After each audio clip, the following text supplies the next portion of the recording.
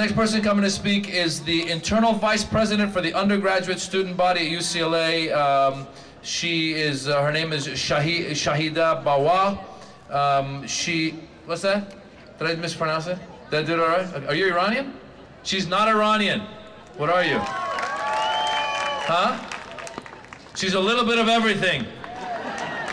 Ladies and gentlemen, from everywhere in the world, please welcome Shahida Bawa. Hi everyone, how you doing out there? This is a beautiful crowd. Can I just say that? I think this is the biggest crowd I've ever seen or spoken to at UCLA, so give me a break. So I just wanted to let you all know that I am the internal vice president, as stated before, of the undergraduate body here at UCLA, representing over 25,000 students here at UCLA. And we just wanted to say that as elected officials of UCLA, we have come together and echoed the sentiment of no intervention as President Obama, and have stood together in firm belief of the ideals of the inalienable human rights, of which have been brutally violated in Iran right now. As UCLA students, we have created a coalition of not simply Iranian Americans, but of students across the board, across the campus, across Southern California, who have stood in solidarity with the struggle of the people of Iran. And so,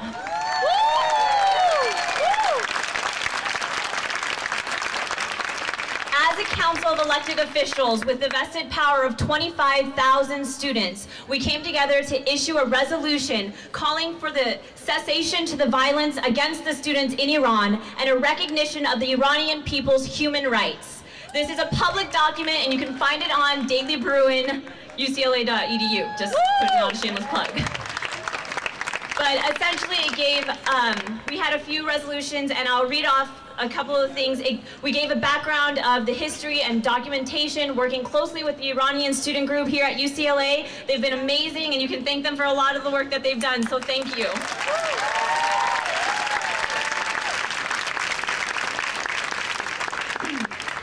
So a few of the resolutions we called for is, let it be resolved that the Undergraduate Student Association Council of UCLA feels a responsibility to stand in solidarity with other students and faculty at Iranian universities that have been attacked, arrested, or harassed by the government currently in power.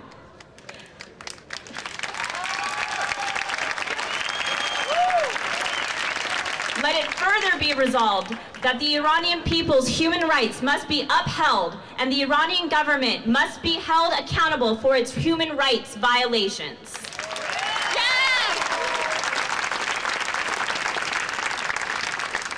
Let it further be resolved that the Undergraduate Student Association Council, as elected representatives of the undergraduate UCLA community, sounding a voice of moderation, calls for an immediate cessation of violence by the Iranian government on students and the greater Iranian population.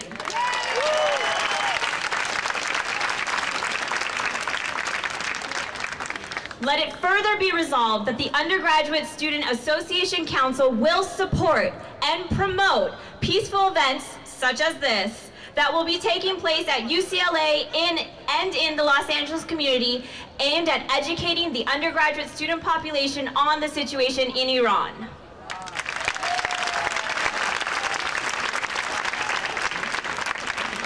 And let it finally be resolved that a coalition of Iranian and non-Iranian students at UCLA recognize the gravity and the importance of the current situation in Iran.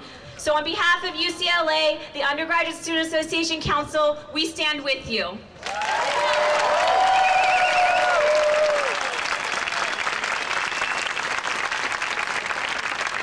Shahida Bawa, from everywhere.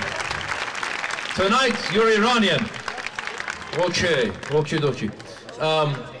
Gonna keep it going. By the way, I wanted to point something out. We all know as Iranians, we're following the news, we were in the news, and then Michael Jackson died, and we stopped being in the news.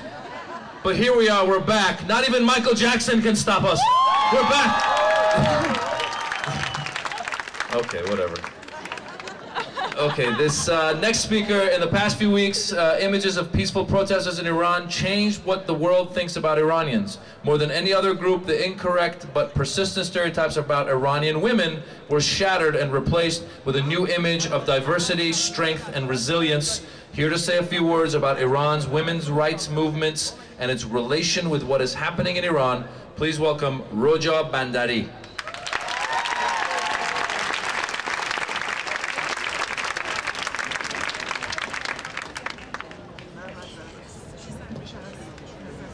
Hi everybody, I'm so honored to see all of your faces here, and I want to thank first of all Shahida and the ASUCLA for their support. Their support means a lot to all of us, and it reminds us all that we're not alone. And I want to ask all the non-Iranians present today to please continue to watch Iran and speak up, because we need your voice when we need the attention of the international community at this time.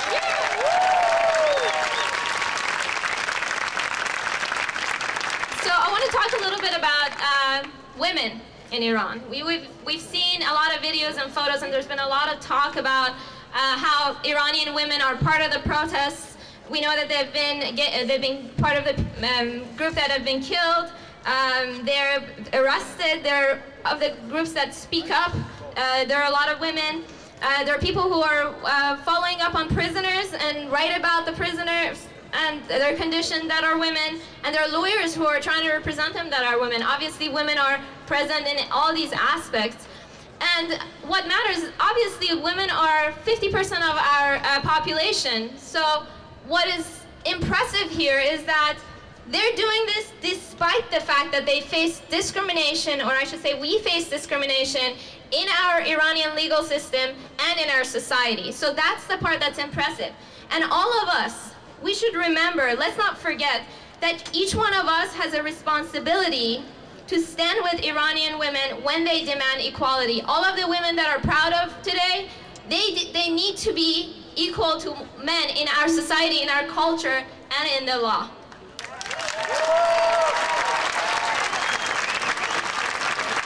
So I want to go one step further than that and talk about the women's rights movement. This includes both men and women, and especially men are active, also active, especially young men in Iran are active in the women's rights movement. And I want to tell you that Iranians have created a movement of gender equality in Iran, which flourished for the past 4 years despite Ahmadinejad. And throughout this movement has taught us a lot about civil activism and peaceful resistance. And I'm sure that we'll continue to see lessons of this movement in our activism here and in Iran in the weeks and months to come.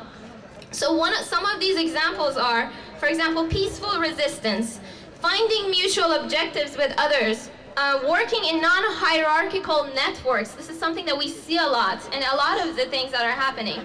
And focusing on demands rather than ideologies. Iranian women and the younger generation of Iranians are trying to move forward from ideologies. They're trying to focus on objectives and finding mutual objectives with other people.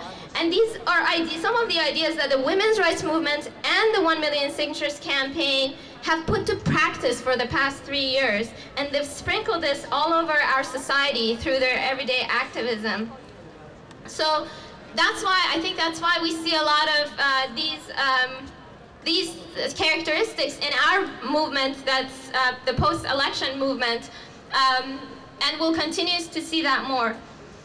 Now, I want to especially talk to my Iranian compatriots here. Another one lesson that I learned from the feminist movement is that you always begin with yourself.